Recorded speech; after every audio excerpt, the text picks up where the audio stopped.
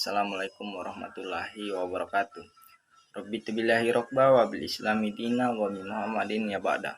Pertama-tama puji-pujian kepada Sang Pencipta, Sang Pemelihara alam, Allah Subhanahu wa taala yang telah memberikan kita nikmat sangat luar biasa, nikmat iman Islam, terutama nikmat kesehatan, sehingga saya pribadi selaku pembuat video dapat menyelesaikan video ini dalam rangka memenuhi tugas mata kuliah evaluasi program pendidikan yang diampu langsung oleh Bapak dosen saya sapa dengan hormat Sahrial Labaso MPD.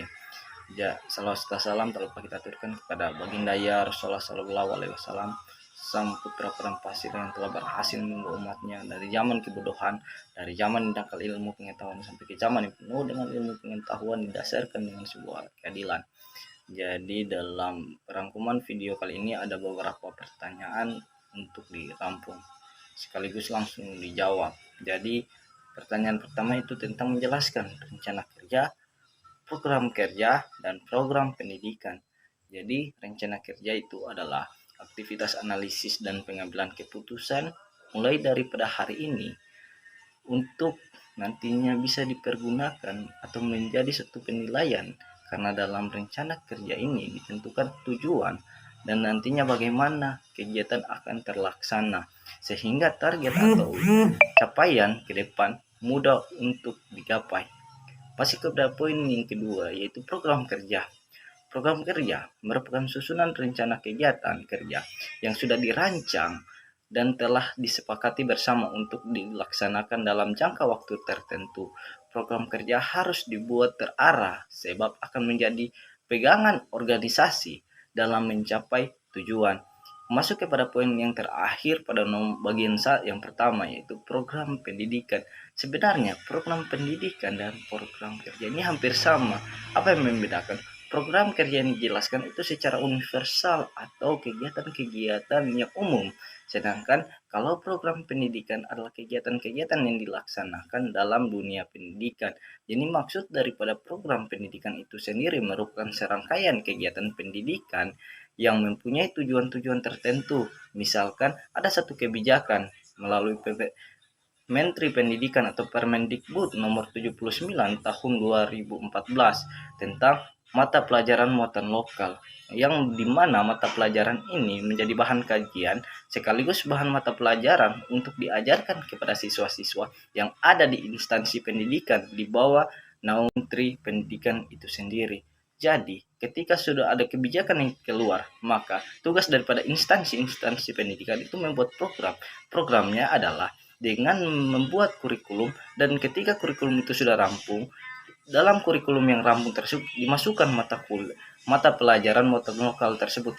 Muatan lokal itu bertujuan atau ekstensinya sudah jelas sesuai dengan Undang-Undang nomor 79 tahun 2014 yang tadi sudah disebutkan bahwa mata mulok ini dimaksudkan bagaimana setiap siswa-siswi yang ada satu instansi di bawah naungan Menteri Pendidikan itu sendiri bisa memahami secara signifikan tentang keberagaman budaya lokal masing-masing daerah itu sendiri. Kita masuk kepada poin nomor 2 tentang hakikat evaluasi pendidikan. Jadi hakikat evaluasi pendidikan adalah proses kegiatan untuk menentukan kemajuan pendidikan dengan ukuran tujuan yang telah ditetapkan.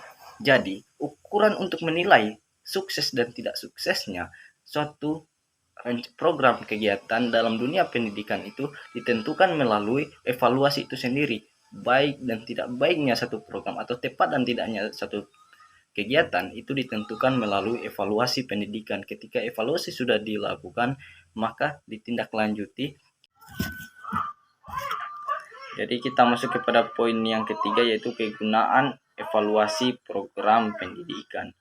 Jadi kegunaan daripada evaluasi yang dilakukan dalam program pendidikan itu sendiri yaitu untuk mengetahui proses pembelajaran peserta didik apakah sesuai dengan rencana pelaksanaan yang sudah ditentukan dari awal pembelajaran yang telah ditetapkan. Sedangkan poin yang berikutnya itu menanyakan tentang objek evaluasi program pendidikan. Jadi objek daripada bahan evaluasi program pendidikan yaitu segala sesuatu yang mencakupi atau berkaitan dengan proses pendidikan atau proses kegiatan di dunia atau di dalam pendidikan. Masuk kepada poin selanjutnya, yaitu menanyakan tentang apa perbedaan daripada kebijakan pendidikan dan program pendidikan. Seharusnya dari program pendidikan itu sudah dijelaskan di awal, dan perbedaan antara program pendidikan dan kebijakan pendidikan perlu kita ketahui bahwa kebijakan itu sendiri atau kebijakan pendidikan adalah keputusan-keputusan yang nantinya akan diberlakukan dalam dunia pendidikan. Ketika sudah ada keputusan, maka yang menjalankan atau kegiatan sudah dilakukan, maka itu sudah menjadi suatu program. Maka definisi daripada program lebih dikerucutkan lagi adalah serangkaian kegiatan pendidikan yang mempunyai tujuan-tujuan tertentu. Selanjutnya, poin yang terakhir yaitu bagaimana saya selaku pembuat video menceritakan program pendidikan sekaligus saya evaluasi atau lihat kembali baik dan buruknya suatu program yang nantinya saya akan jalankan ke depan dan alasan memilih program tersebut. Maka jika dikaitkan dengan poin yang saya sudah angkat di atas, di mana ketika ada program maka di situ sudah pasti ada kebijakan, sehingga saya memang program dan kebijakan di salah satu instansi pendidikan berkaca daripada izin pimpinan, ya dalam artian ini Menteri Pendidikan itu sendiri mengeluarkan suatu kebijakan Undang-Undang Permendikbud tahun 2014 nomor 79 atau UU Permendikbud nomor 79 tahun 2014, di mana tentang muatan lokal itu sendiri, di mana di setiap instansi pendidikan di bawah naungan Menteri Pendidikan itu harus memasukkan mata pelajaran bulog. Maka saya selaku orang yang akan menjalankan satu program di satu instansi pendidikan itu menerapkan dua program, di mana ada mata pelajaran yang satu minggu satu kali untuk belajar tentang muatan lokal, materi baik sejarah dan budayanya di dalam satu daerah, dan ada satu hari yang saya sediakan untuk bagaimana nantinya para siswa dan guru-guru itu tetap menjaganya, para siswa dan guru-guru itu tetap menjaga bahasa daerah mereka masing-masing. Karena evaluasi saya melihat di mana ada beberapa bahasa daerah yang seiring waktu itu mulai memudar, sehingga daripada kebijakan yang keluar maka saya membuat satu program di mana program tersebut diwajibkan bagi seluruh siswa, siswi dan guru yang mengempuh di instansi yang menjadi kebijakan saya atau peraturan yang saya buat tersebut. Maka ada dua program yang saya keluarkan, yaitu setiap satu minggu sekali itu belajar mata pelajaran muatan lokal tentang budaya dan sejarah, dan ada satu hari di mana mereka berbicara saat jam istirahat. Itu terlepas daripada tugas profesional seorang guru di dalam kelas, tapi di luar kelas dan di kantin atau jam istirahat lain sebagainya, mereka berinteraksi menggunakan bahasa daerah yang ada di daerah sekolah tersebut. Itu sekian dari saya sebagai bahan pertimbangan kenapa saya melakukan satu program tersebut dengan maksud untuk menjaga sesuai dengan amanat Undang-Undang tahun 1945, di mana berkaca daripada peraturan lebih atas lagi, yaitu peraturan Permendikbud tahun 2014 nomor 79. Maka saya harus menerapkan program tersebut. Jadi sekian, lebih dan kurangnya saya mohon maaf.